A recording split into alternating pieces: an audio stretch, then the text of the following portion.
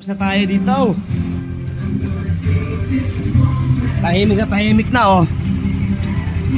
Ang ganda ng tunog no. Sobrang tahimik, hindi katulad kanina.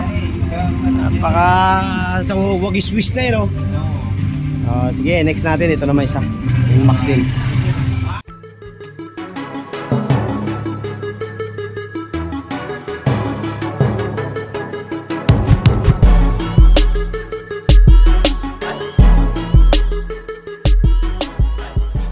Yo, what's up mga kaditayan? Welcome back din sa ating YouTube channel. Kamusta po kayo? At meron na naman tayong NMAX na ating bubunutin na naman ang magneto para mapinturahan natin. Ayan, taga Amaya, Cavite ito. At dinayo pa tayo dito sa ating shop para mapapinturahan daw yung kanyang magneto dahil palaging may baha sa kanila kapag malakas ang ulan. So nag-aalala siya na baka hindi rin mabunot pagdating ng panahon o pag nagtagal pa dahil yun nga, bahain sa kanila. So medyo bata pa rin itong motor niya, almost ilang taon pa rin lang, kaya yan, papabunot natin sa atin yung kanyang magneto. Ayan, gamit natin yung ating special tools, ayan, galing kay The Modifier para hindi mag-bulge yung kanyang dulo ng thread. Ayan, so susubukan natin na mabunot yung kanyang magneto.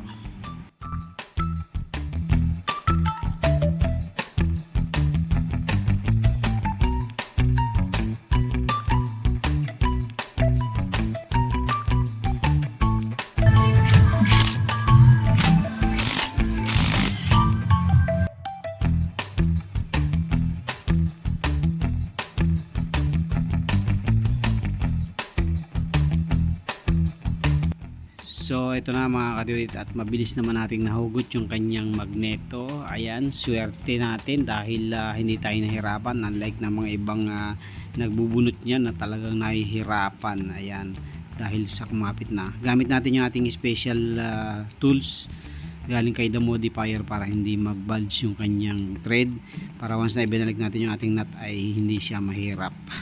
So napansin natin na puro kalawang, kaya lilinisan natin yung kanyang magneto. So yan na mga kadiwit, nilihan natin, in-steel brush natin para malinis, at nilagyan natin ng mga masking para once na nagpintura tayo ay hindi matatamaan ng pintura yung kanyang mga thread. Ito na yung resulta mga kadiwit.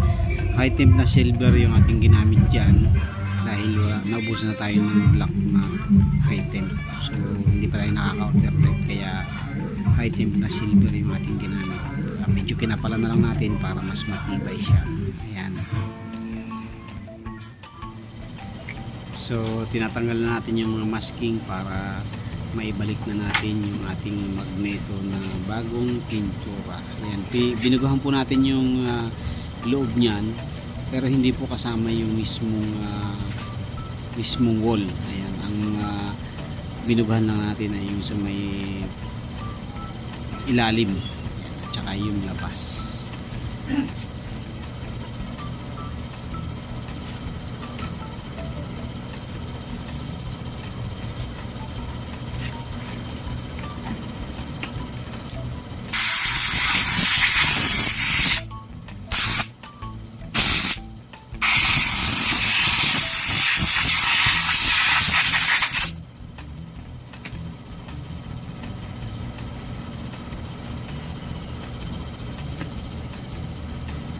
Lagyan natin ng high temp para hindi siya dumikit sa susunod na baklasin.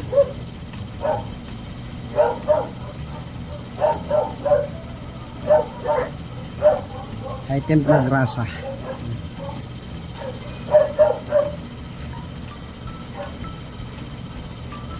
Okay, salpak na tayo.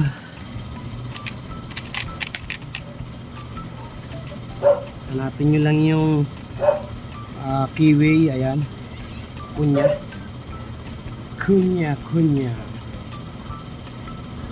Kung sana man lulusot yan pagka nakita nyo na yung kunya. Ayan.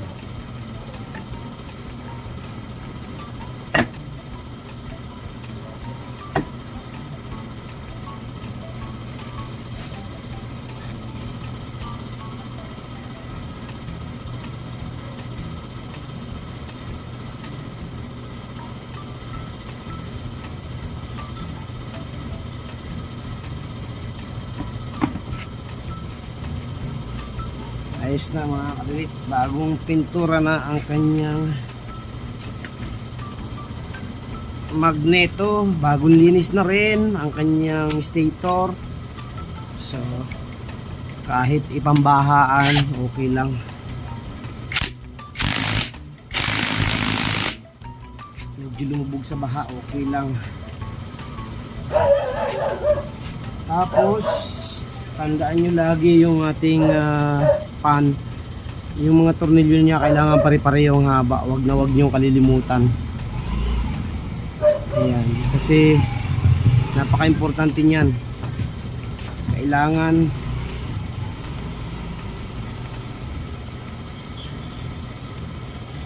pantay kasi hindi pwedeng humaba.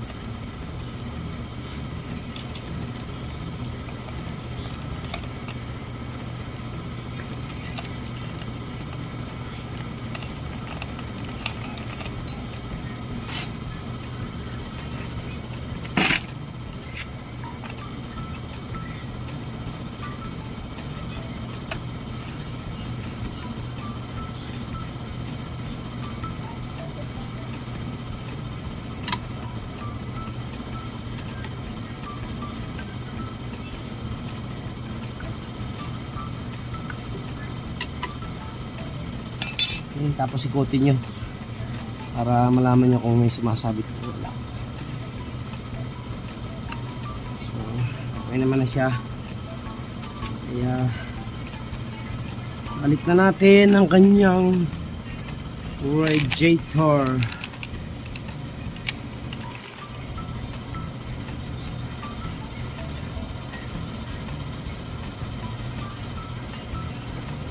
Tapos huwag niyo kalimutan magbanto mga kadiwit kasi ito nabawasan to.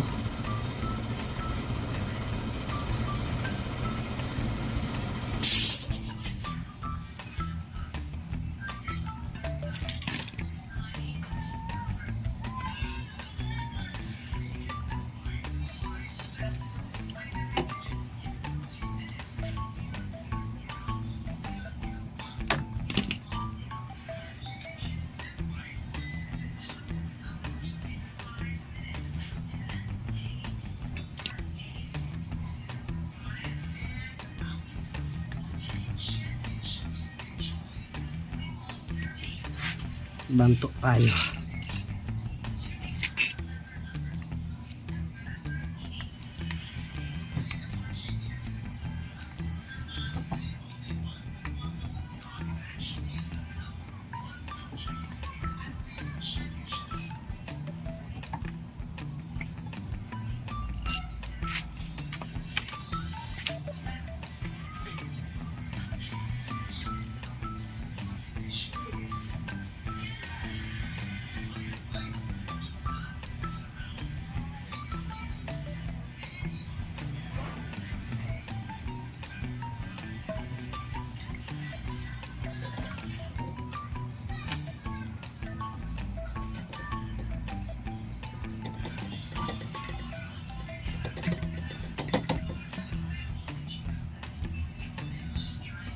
Kulang pa ng konti mga kadiwit, ngayon pa tayo dyan.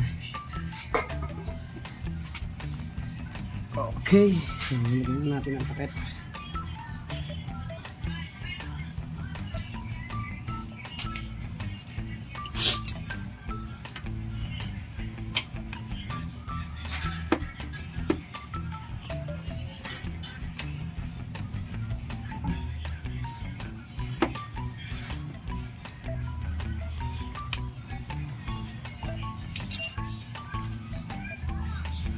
Salpak na natin mga kadiwit ang mga tornilyo, tatlo.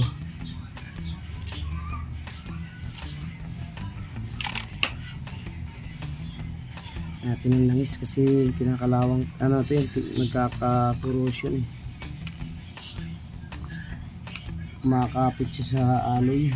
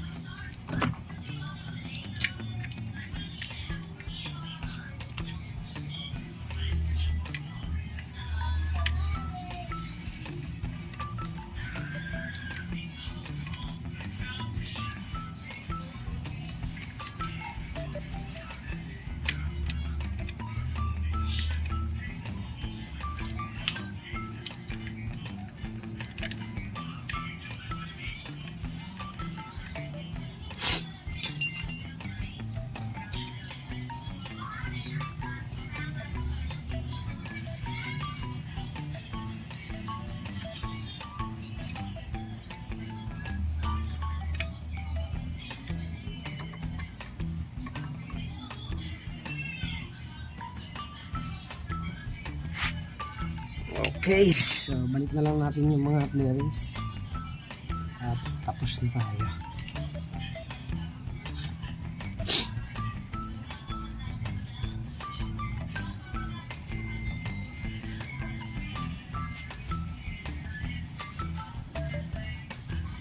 Kabit na pala muna natin yung cover para diretso tayo. Hindi na mahirap magkabit mamaya.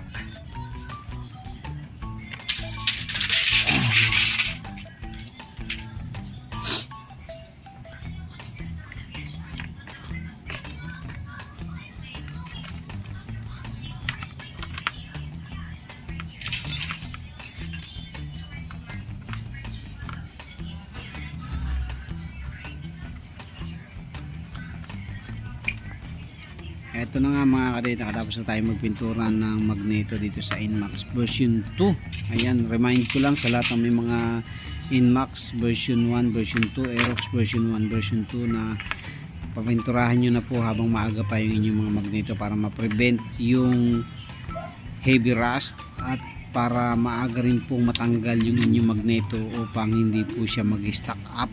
Kasi once na natagalan na po yung hindi mabunot, ay nagkakaproblema, napakahirap pong tanggalin hanggang sa minsan hindi na talaga natatanggal. Yun yung pinakamasaklap, kaya mas maaga mas maganda mapapinturahan nyo na. God bless po sa inyo lahat. Maraming salamat sa inyong patuloy support at panonood sa ating mga video. Thank you.